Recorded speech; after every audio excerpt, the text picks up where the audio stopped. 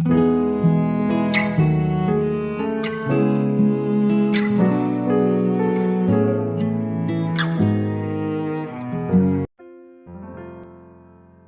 saudara yang dikasihi Tuhan Yesus. Selamat malam dan salam sejahtera bagi saudara semua. Saya menyapa bagi saudara yang ada di Indonesia, dari Sabang sampai Merauke, baik yang ada di kota maupun yang ada di desa, dan saudara yang ada di Malaysia, di Sabah, di Sarawak, di Kuala Lumpur. Senang sekali kembali menjumpa saudara pada saat hari ini. Kiranya damai sejahtera dan sukacita daripada Roh Kudus senantiasa melimpah dalam hati dan kehidupan saudara semua. Dan kiranya saudara semua dalam keadaan sehat. Selalu puji Tuhan. Selamat datang kembali di Pokok Anggur bersama saya Yosia Krispianto. Mari saudaraku, sebelum kita sama-sama merenungkan firman Tuhan, mari kita satu dalam doa. Bapa di surga, Bapa yang baik, Bapa yang penuh dengan kasih, karunia, Bapa yang kami muliakan, di dalam nama Tuhan Yesus, kami mengucap syukur oleh karena pertolongan dan penyertaan Tuhan sepanjang hari ini, sehingga kami boleh dimampukan Tuhan untuk melewati hari ini, melakukan tugas dan tanggung jawab kami, serta aktivitas kami. Itu semua karena berkat pertolongan Tuhan. Pada saat ini kami kembali rindu ya Tuhan untuk merenungkan firman Tuhan. Berbicaralah kepada kami ya Tuhan, urapi kami dan jamah hati kami, sehingga kami dapat memahami maksud firman-Mu. Terima kasih Tuhan, kami siap merenungkan firman-Mu hanya di dalam nama Yesus Tuhan yang hidup. Kami sudah berdoa. Amin. Baik saudara, kita akan membaca bersama-sama di dalam Habakuk 3 ayat yang ke-19. Habakuk 3 ayat yang ke-19. Allah Tuhanku itu kekuatanku. Ia membuat kakiku seperti kaki rusa. Ia membiarkan aku berjejak di bukit-bukitku. Puji Tuhan, saudaraku, biasanya orang hanya bisa bersukacita ketika segala sesuatu berjalan dengan lancar. Keluarga baik-baik saja, tubuh sehat, pekerjaan maju, lancar, pelayanan berjalan dengan damai, dan sebagainya. Akan tetapi ketika pencobaan mulai datang dan ujian ada di hadapan kita, seringkali banyak orang kehilangan sukacitanya. Akan tetapi, kalau kita mengalami perjumpaan pribadi dengan Tuhan, maka kita akan bisa tetap bersukacita melalui pencobaan, kesulitan, dan permasalahan yang terjadi di dalam hidup kita.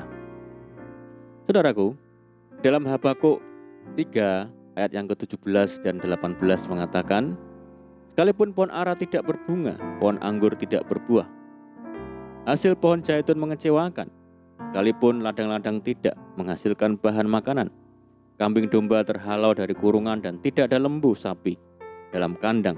Namun aku akan bersorak-sorak di dalam Tuhan, beria-ria di dalam Allah yang menyelamatkan aku.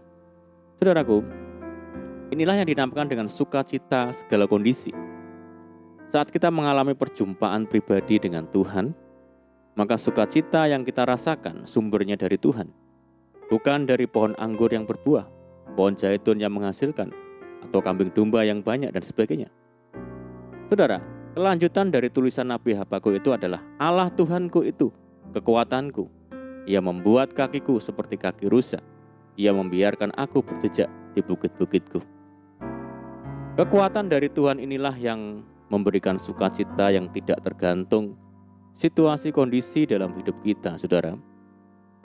Sumber-sumber sukacita kita didasarkan pada pengharapan di dalam Tuhan yang pasti akan menyelamatkan kita, sehingga apapun masalah dan pergumulan yang terjadi di dalam hidup kita tidak bisa merampas sukacita ilahi yang Tuhan berikan di dalam hati kita.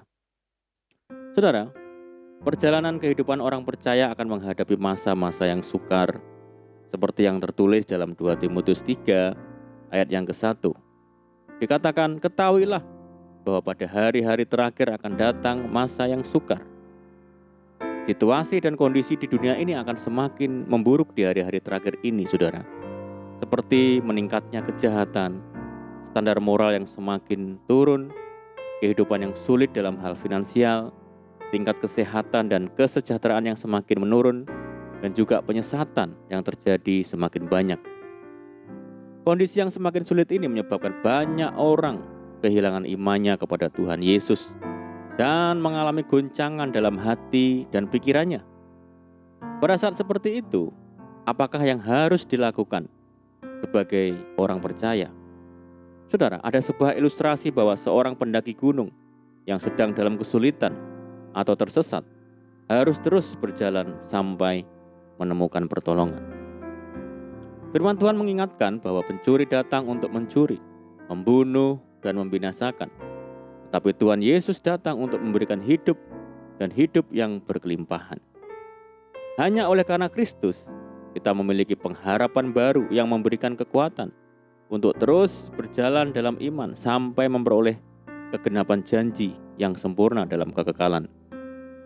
Dalam Tuhan Yesus ada pengharapan, dan pengharapan itu tidak mengecewakan.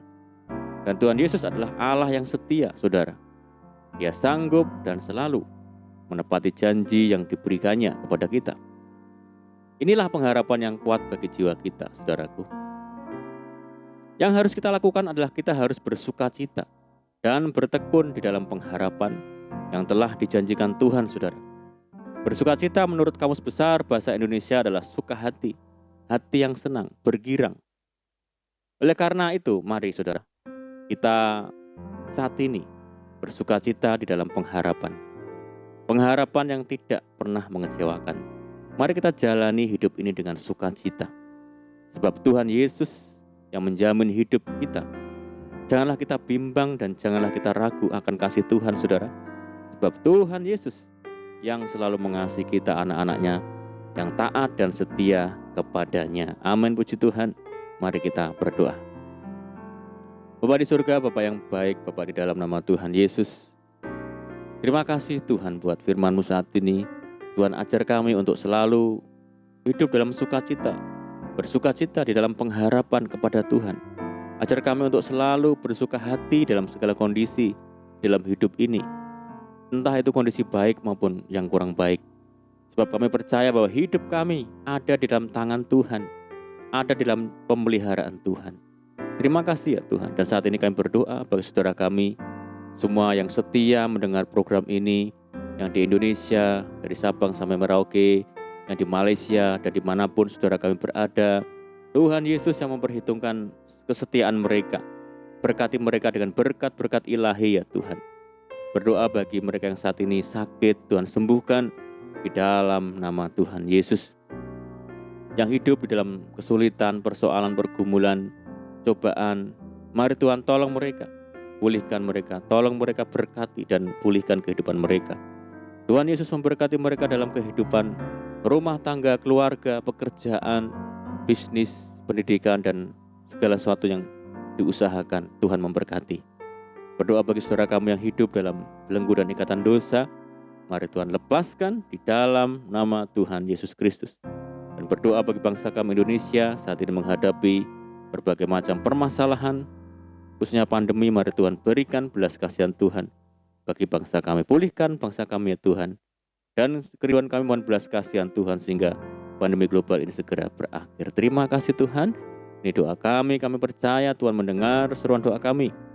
Hanya di dalam nama Tuhan Yesus kami berdoa. Amin. Puji Tuhan, saudaraku, kita sudah berdoa, saya percaya. Saat ini kita dikuatkan dan diberkati melalui firman Tuhan. Dan mari saudaraku, kita tetap semangat di dalam Tuhan. Janganlah berputus asa. Tetap berdoa, bersuka cita senantiasa. Sebab di dalam Tuhan Yesus, kita sanggup melakukan segala perkara. Kita ucapkan selamat malam, selamat beristirahat. Doa saya menyertai saudara semua. Tuhan Yesus memberkati. Haleluya.